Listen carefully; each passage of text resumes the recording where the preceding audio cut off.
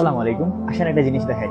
ধরেন এটা হচ্ছে জাহান্নাম এবং এটা হচ্ছে জান্নাত, এবং আপনি এই সিচুয়েশনে আছেন।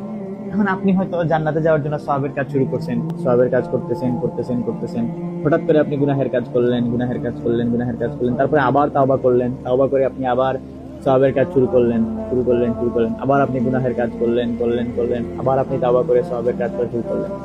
এখন ধরেন এই সিচুয়েশনে আসার পরে আপনি মারা গেলেন, আপনার কি হবে? দেখেন, আপাত দৃষ্টিতে মনে হইতেছে না আপনি জাহান্নামের অনেক নিকটে আছেন, কিন্তু এখানে কার নিকটে আছেন এটা বিষয় না। বিষয় হচ্ছে আপনার ডিরেকশনটা কোন দিকে, আপনি কোন দিকে যাইতেছেন। আপনার ডিরেকশনটা কি জান্নাতের দিকে নাকি জাহান্নামের দিকে?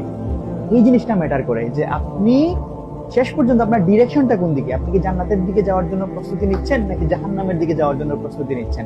এখন এই জিনিসটা কেন দেখাইলাম, আমরা অনেকেই মনে করি যে আমরা হয়তো অনেক বেশি গুনাহের কাজ করে করে করে করে করে করে জাহান্নামের অনেক নিকটে চলে আসছি, এবং আমাদের মনে হয় ফেরার কোনো পথ নাই। কিন্তু আপনি যদি এই সিচুয়েশনে থাকার পরে তাওবা করেন এবং ফিরে আসেন, জাস্ট একটা ইউ টার্ন, আপনি যদি এই ইউ টার্নটা নেন এবং আপনার দিক যদি জাহান্নাম থেকে ফিরিয়ে জান্নাতের দিকে নিয়ে যাইতে পারেন, বুঝতেছেন কি হবে?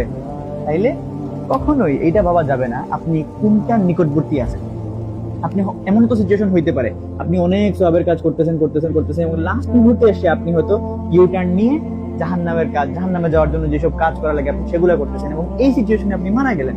কি হবে তখন? আপনার ডিরেকশনটা কোন দিকে? জাহান্নামের দিকে।